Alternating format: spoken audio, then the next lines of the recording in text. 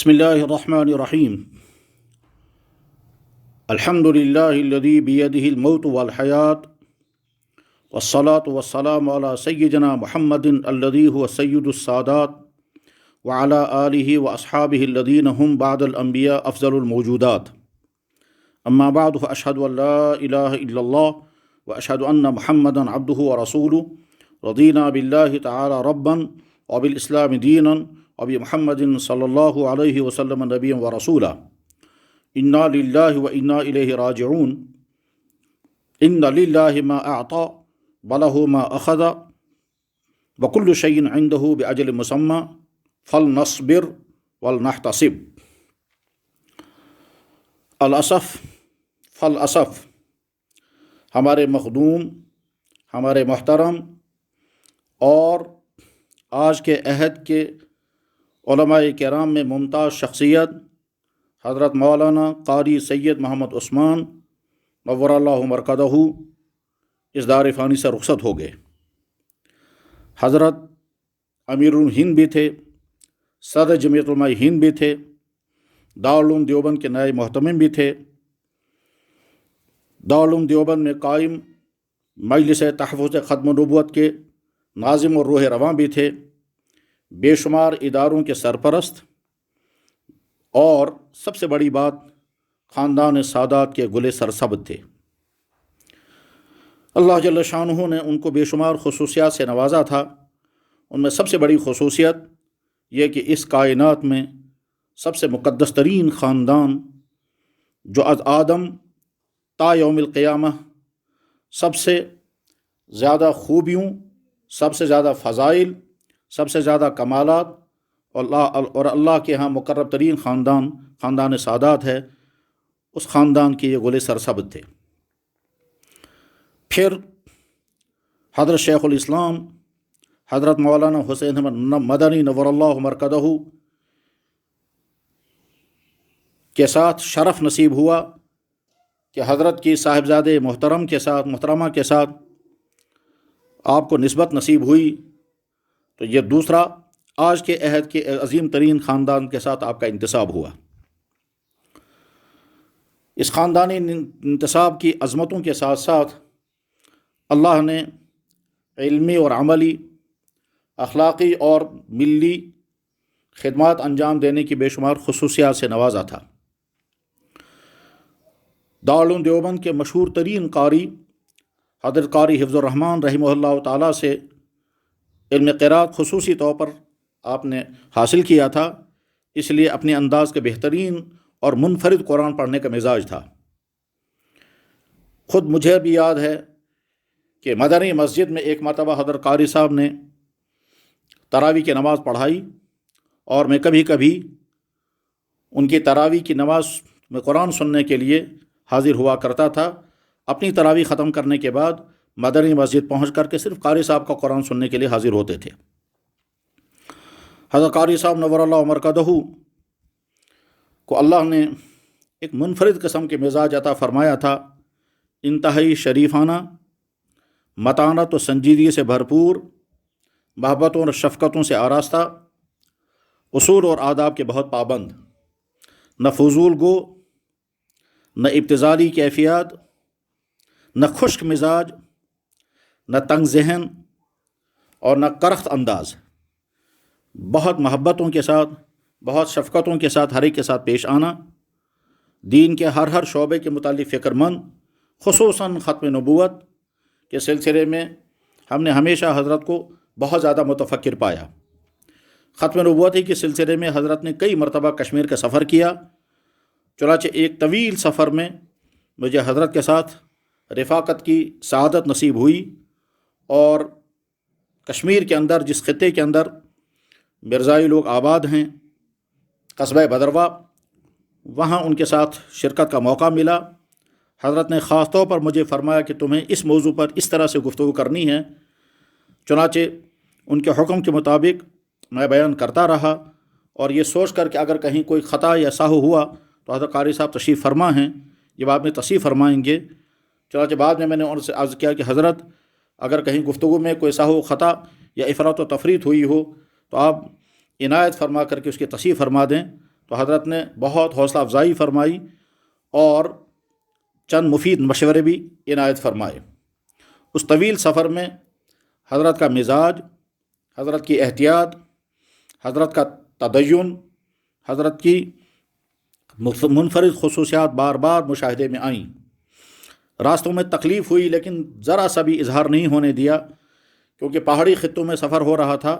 تھکاوٹ بہت زیادہ تھی۔ شام کو جب بہت زیادہ تھکے ہوئے تھے تو عرض کیا گیا کہ حضرت کیا کوئی جسمانی خدمت کی اجازت مل سکتی ہے؟ فرمایا مجھے نہ اس کی عادت ہے اور نہ اس کا میں عادی ہوں، اس لیے بہت خوش دلی کے ساتھ رخصت فرمایا کہ بس مجھے آرام کرنے دیا جائے۔ اس سفر میں ہر جگہ ختم نبوت کے لیے کام کرنے کا جذبہ ابھارا، اور جس جگہ بھی پہنچے ہمارے مدرسے کے ناظم صاحب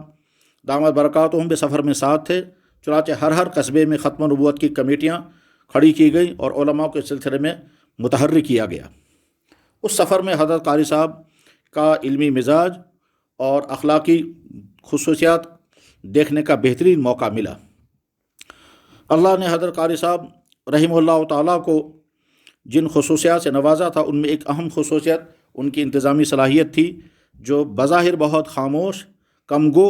لیکن انتظامی صلاحیتوں سے اللہ نے آراستہ فرمایا تھا، اور اسی کا نتیجہ ہوا کہ آگے چل کر کے آج کل کے اس وقت میں حضرت امیر الہند بھی تھے، جمعیت علماء کے صدر بھی تھے، دارالعلوم دیوبند کے نائب محتمم بھی بنے، اور اس سے پہلے ختم نبوت جو مجلس قائم ہوئی اور اس نے پچھلے 20-30 سال میں پورے ملک بھر میں ختم نبوت کے جو پروگرام کیے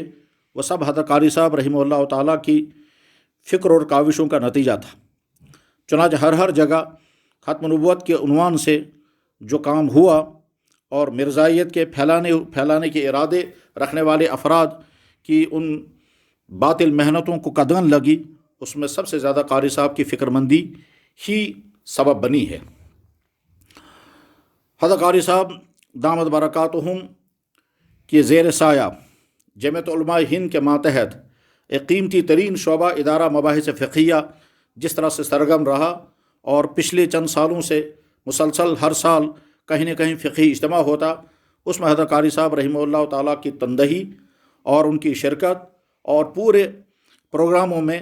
بہت غور و تیقظ کے ساتھ آپ کے تشریف آوری، اور اس کے بعد پھر جب تجاویز مرتب ہوتی تھی تو آپ کا تدین اور تفقہ اور ہر پہلو پر ان کی نظر، یہ تمام مناظر سامنے آتے تھے۔ یقیناً حضرت قاری صاحب رحمہ اللہ تعالیٰ کا سانحہ ارتحال بہت سارے شعبوں کے لیے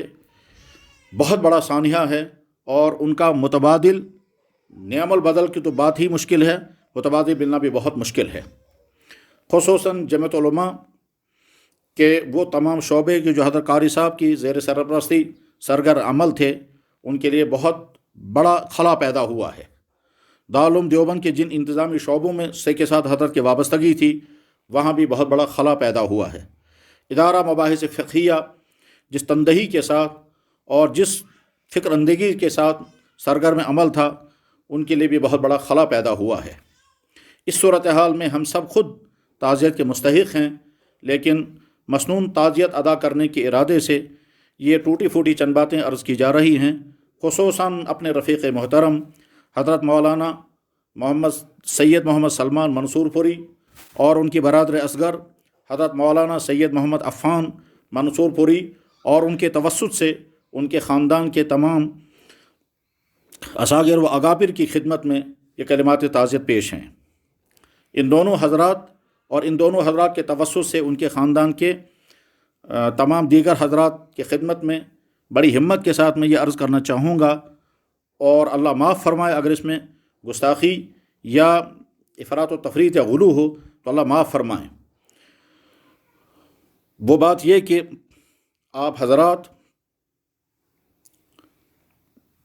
سید کائنات، سید السادات احمد مصطفیٰ محمد مصطفیٰ صلی اللہ علیہ وسلم کے خاندان سے ہیں۔ ہمارا وہ نبی جس نبی کا ہم کلمہ پڑھتے ہیں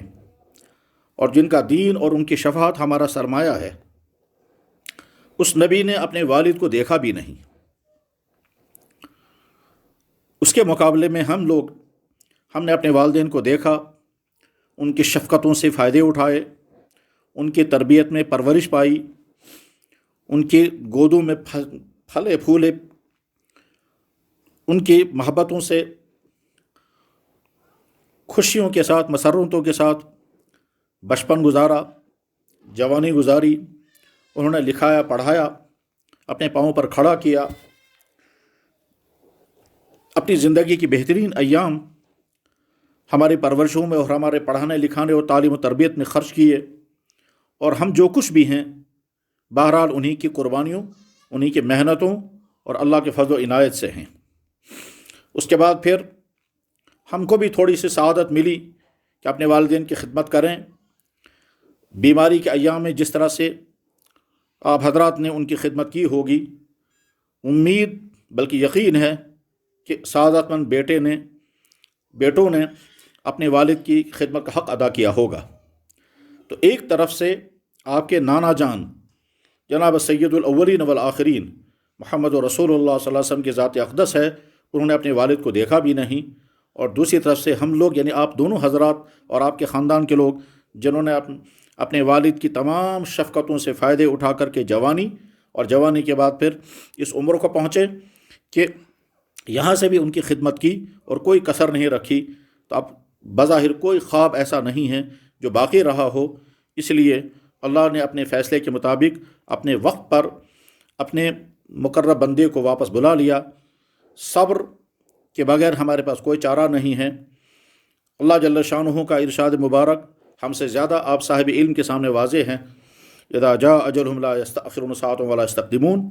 اور آپ کے ہی نانا جان حضرت محمد الرسول اللہ صلی اللہ علیہ وسلم کے ارشاد مبارک الا وان نفسا لن تموت حتی تستکمل رزقہا۔ میں کلمات تعزیت پیش کرتے ہوئے ایک طرف سے حضرت قاری صاحب رحمہ اللہ تعالیٰ کے رفع درجات کے لیے درخواہ اللہ کی بارگاہ میں دعا، اور آپ حضرات کے لیے صبر جمیل کی دعا، اور انہی کلمات کے ساتھ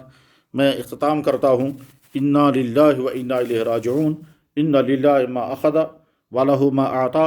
وکل شیء عنده باجل مسمى فلتصبروا ولتحتسبوا فلنصبر ولنحتسب وآخر دعوانا ان الحمد للہ رب العالمین برحمتک یا ارحم الراحمین۔